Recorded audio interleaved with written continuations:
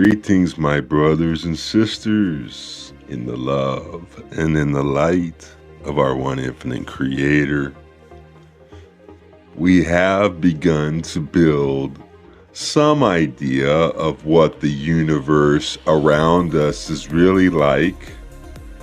In the eyes of the Confederation, we live in a unitary, interactive universe where everything is alive and all is one.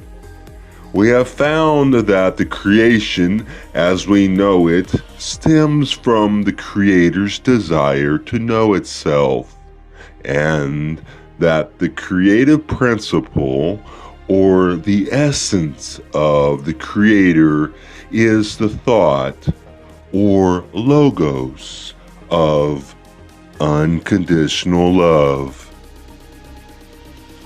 We have seen that the logos uses primal light, that is, the photon, to build the creation, and that we have a creation of energy rather than matter, a creation built of light in its natural generation of the elements, and all of the combinations of elements that dwell in every created thing.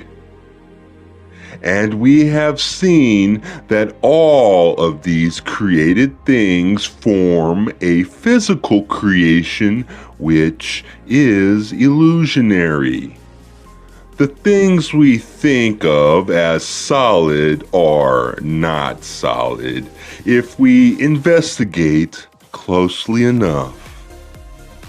This is not the flat game board of consensus reality.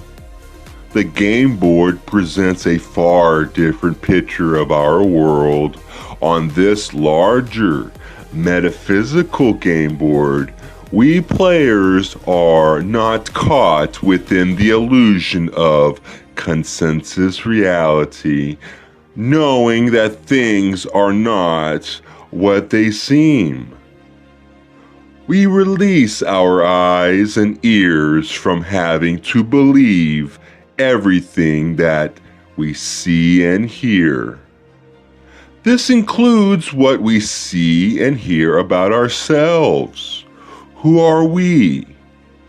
Our parents have told us, our teachers have told us, whatever other important figures populated our world as children have also told us.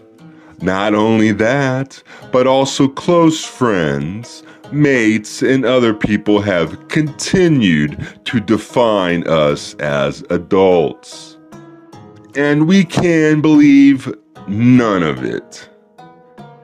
At least not to the extent that we allow these opinions to define who we are. We all try to define ourselves to ourselves many times as we go through life.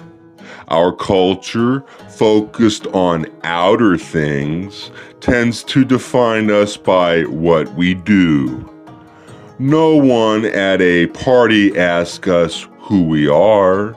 They ask us what we do for a living or what our interests are. Such conversations tend to remain somewhat shallow because we are not what we do. Our careers or job does not come anywhere close to defining us. Neither does our marital status, our sexual preference, or any other outer thing about us. In the midst of this web of nested illusions in which we are living, we are searching for an ever deeper understanding of who we are.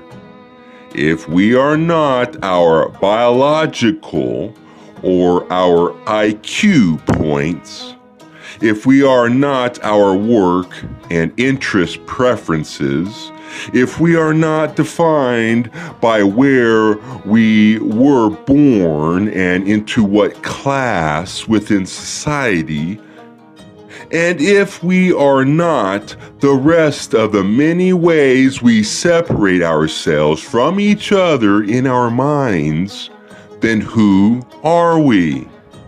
Indeed. And how do we start to investigate that question seriously?